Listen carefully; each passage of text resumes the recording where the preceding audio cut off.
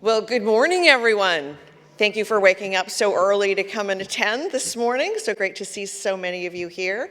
And thank you, Jan, for that very warm introduction. And thank you, ROMA, for bringing us all together. It's great to be here with so many dedicated mayors, councillors, CAOs, and of course, municipal staff.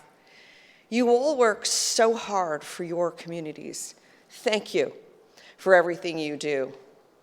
The world has changed dramatically since I was here last year. These are anxious times for people in our communities, and you are on the front lines helping people navigate some really tough challenges right now.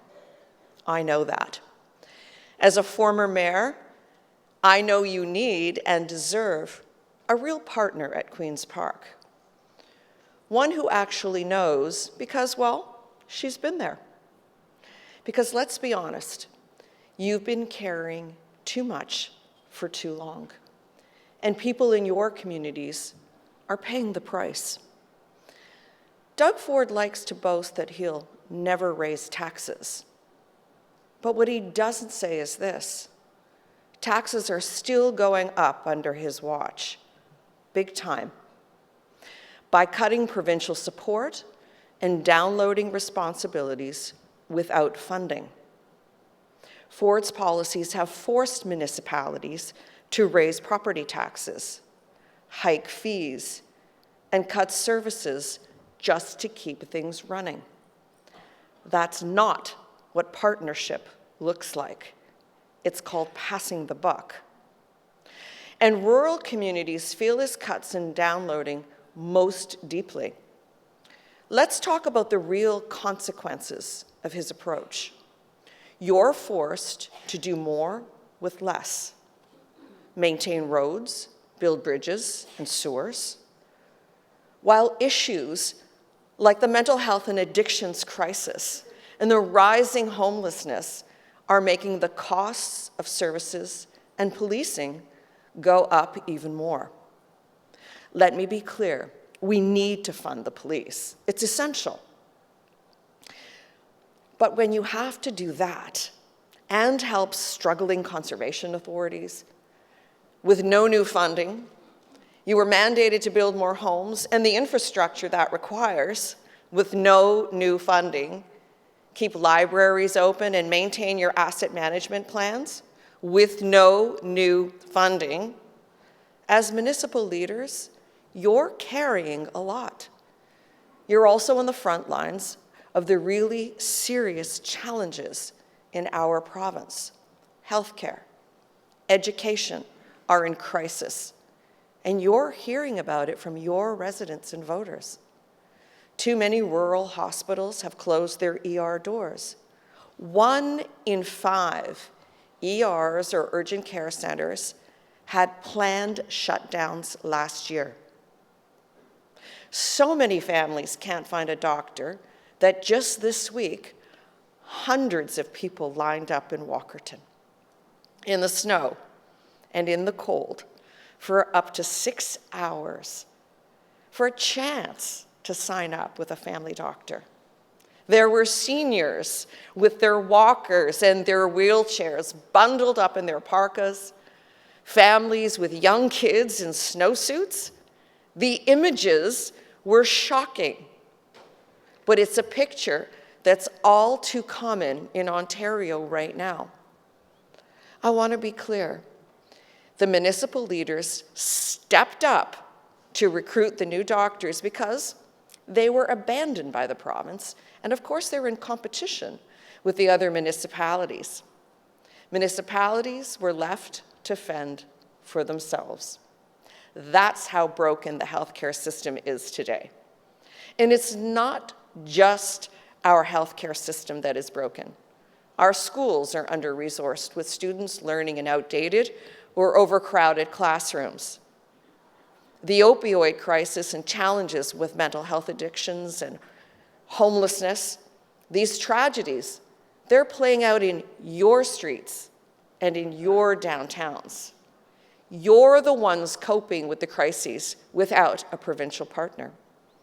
Building tiny homes, running supportive housing with the wraparound services that Doug Ford refuses to fund.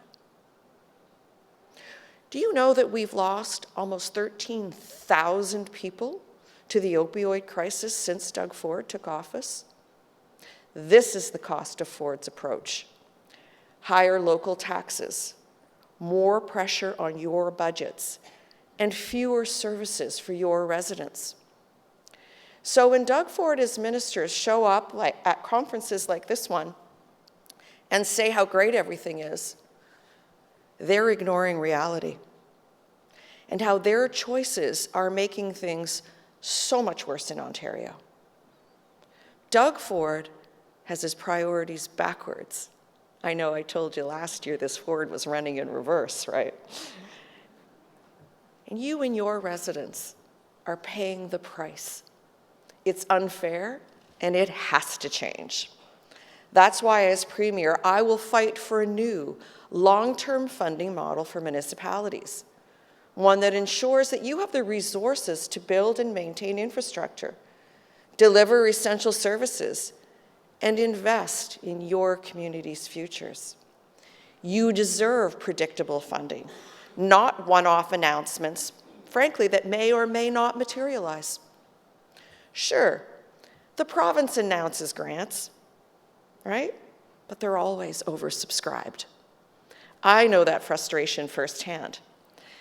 Municipalities need a new fair deal, and I will do it in partnership with you. I'll listen, and I'll learn, and I'll work with you, not tell you what I think you need. When I became leader of the Ontario Liberal Party, I made a promise to work hard every single day to deliver more for you. And over the past few months, I've unveiled 3 ways I will do more for the people of Ontario. 3 things we will start on right away to make a big difference for every single person in this province. Families across our province are struggling to pay their bills and keep food on the table. So the first thing I'm going to do is take the HST off home heating and hydro bills. Then I'm going to cut taxes for the middle class. Combined, this will save average families $1,150 a year. Small businesses are at the heart of our rural economy too. They're struggling. So we'll cut the small business tax in half, giving local businesses the breathing room they need to hire and to grow. You know, Doug Ford actually promised to cut taxes 6 years ago, actually 7 years ago, but he didn't get it done. I will. Doug Ford has also failed to build the homes we need. I will. Housing is the affordability issue of our time. So the second thing I will do is implement my team's plan to actually bring down prices and rents. Families can't afford to buy homes in their own communities, and rental prices are out of control. Young people are being priced out of the market, and they're leaving Ontario because of it. Seniors are forced to leave their hometowns when they downsize. We need to build more homes, faster, and we need to do it in a way that works for municipalities. Under Doug Ford, his rich friends are getting richer while you're being left to foot the bill. He just can't get it done on housing. And that's why we're going to replace development charges with a new permanent Better Communities Fund so that you get the money you need to build infrastructure without placing the burden on home buyers or on local property taxpayers. This isn't just about building homes. It's about building homes that people can actually afford in communities they want to live in. And in some cases, it will save them as much as $170,000 on the price of a new home. In others, it's about phasing in rent control or creating a rental emergency support fund to help those who need it the most, so that when you do find a home, you can afford to keep it. And third, finally, no one should have to drive hours just to see a doctor, if you can find one at all. But that's the reality in too many parts of rural Ontario, and we're going to have to change that too. Our plan will guarantee access to a family doctor for every Ontarian, no matter where you live. We'll invest in recruiting, in retaining healthcare professionals in underserved areas, and expand rural healthcare infrastructure so you can count on care closer to home. Doug Ford has the wrong priorities, and he's making the wrong choices.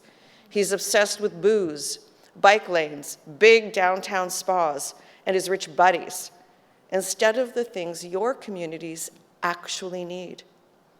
He showed up yesterday and gave a speech trying to justify his plan to call an election a year and a half early, telling you how good you have it, and that he needs a new mandate in order to do his job.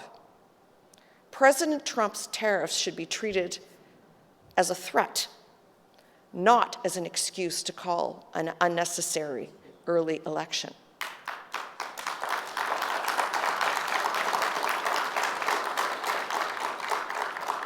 The answer to chaos is not more chaos. Doug Ford has a mandate to stand up for the people of Ontario. Standing up to President Trump and working with our American neighbors is always the job of Ontario's Premier.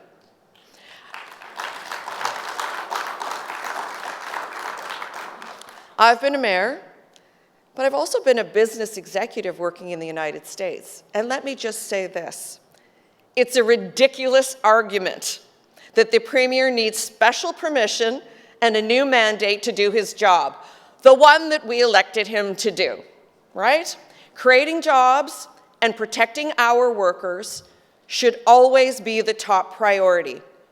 Why hasn't he done it? Why is he focused on protecting his own job rather than the jobs in your community? Where's the plan? Calling an early election is unnecessary, it's expensive, and it creates instability and uncertainty when we need calm and a firm resolve. The only job he's trying to save is his own, because he's trying to get ahead of an RCMP investigation. The time for real leadership focused on what matters most is now. Lowering costs for families, building homes people can afford, and ensuring everyone has access to the health care that they need. To do that, we need to work together. As a former mayor, I respect municipal leaders. As Premier, I want to work with you in partnership. Together, we can deliver that better future. Together, we can create a province where municipalities have the tools they need to succeed, where families can afford to live and to thrive, and where real people can get ahead, not just the rich friends and insiders. So, let's work.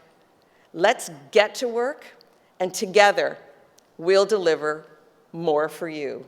Thank you, merci, and miigwech.